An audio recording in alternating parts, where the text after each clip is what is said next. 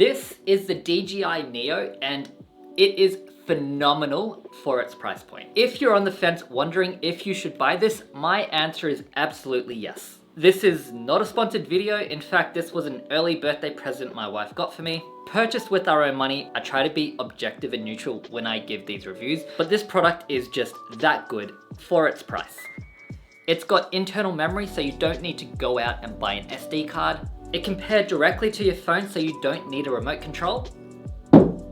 And you don't even need your phone. You can just click a couple of buttons and it will automatically follow you around. Close. Follow. 3, 2, 1.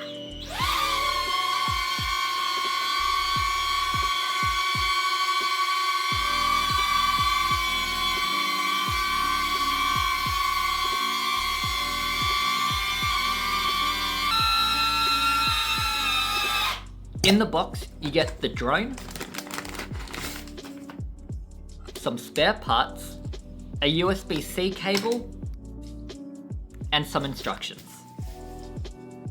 To get the drone set up, there is an app that you will have to install. I set this up on an Android device, and I will say the initial once-off setup is a frustrating experience. The Android app is not available on the Google Play Store.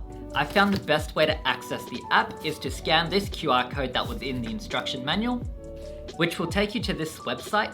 Scroll down a little bit and click Download for Android. This will go ahead and download the APK file to your mobile device. You then have to click in to install the application, but because you installed it outside of the Google Play Store ecosystem, you are going to have to allow installation of apps from outside the Play Store. And if you get a pop-up like this, wait a couple of seconds and it will give you the option to install the app. Once you've got that minor inconvenience out of the way, this is what the app looks like. It'll have an initial splash screen. It will ask you to log in or create an account.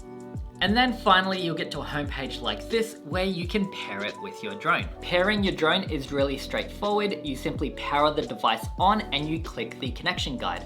Select your model. It'll automatically detect your drone, click into it, and you're connected.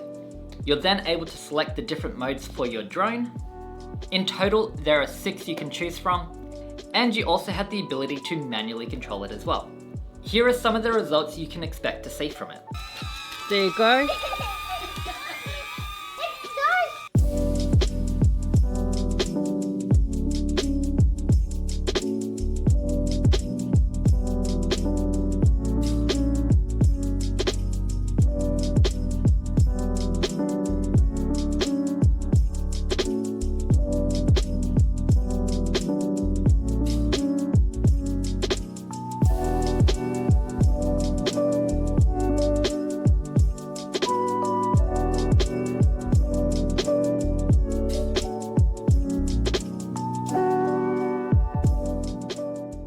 Overall, I am super impressed with this drone. It is hands down the best purchase we've made this year. Some things worth mentioning: when you film directly on the drone, you can instantly transfer those across to your mobile phone. So if you're doing content creation, you can instantly get the footage from this to your mobile, and it is extremely quick. There's also some basic voice integration within the app where you can click a button and you can give it voice commands. It's a bit limited, but pretty cool. Now, this device isn't perfect, so let's talk about some of the downsides. Number 1, flight time is only about 15 minutes, and I found it takes about an hour to charge. Now, you can take the battery out, so if flight time is a concern of yours, you can buy additional batteries.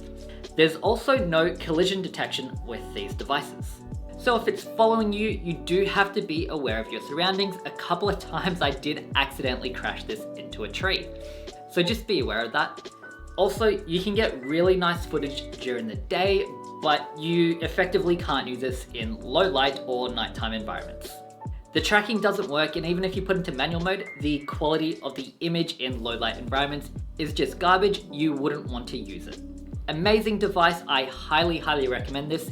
If you wanted to pick one up, I'll put a link in the description down below. I'm gonna go away and muck around with this device over the next couple of months, test it out a bit more thoroughly. If there's anything specific that you'd like to know about this drone, let me know in the comments down below and I'll cover it in a future video. As always, thank you so much for watching, and I'll catch you in the next one.